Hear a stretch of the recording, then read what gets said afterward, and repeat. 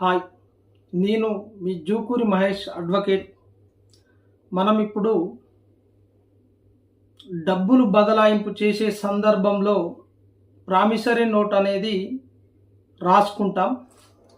Promissory note అనేది negotiable instrument 1881 act ప్రకారం దానికి అనుబంధంగా ఉంటుంది. అయితే ఈ ప్రామిసరీ నోట్ రాసుకునే సందర్భంలో డబ్బులు ఇచ్చే వ్యక్తులు, డబ్బులు తీసుకునే వ్యక్తులు ఒకరికి ఒకరు అగ్రిమెంట్ చేసుకుంటాము ప్రామిసరీ నోట్ మీద. ఈ అగ్రిమెంట్ చేసుకునే సందర్భంలో ఒక స్టిక్కర్ లేదా స్టాంపు పేపర్ మీద స్టిక్కర్ని అతికించి ఇద్దరు వ్యక్తుల సాక్షుల సంతకాన్ని తీసుకొని మనము ఎగ్జిక్యూట్ చేయాల్సి ఉంటుంది. అయితే ఇక్కడ ఈ యొక్క ప్రామిసరీ నోటు రాసిన దగ్గర నుంచి 3 సంవత్సరాల లోపు మాత్రమే తిరిగి డబ్బులు పొందాల్సి ఉంటుంది.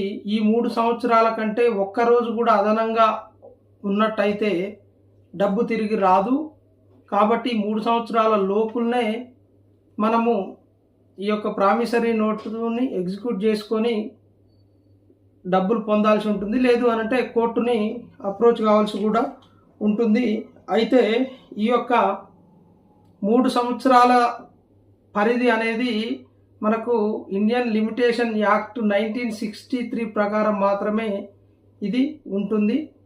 కాబట్టి డబ్బులు ఎవరికైనా వ్యక్తులకు ఇచ్చిన సందర్భంలో ఈ యొక్క లిమిటేషన్ని కూడా తప్పనిసరిగా గుర్తుంచుకోవాల్సిన అవసరం ఎంతైనా ఉన్నది.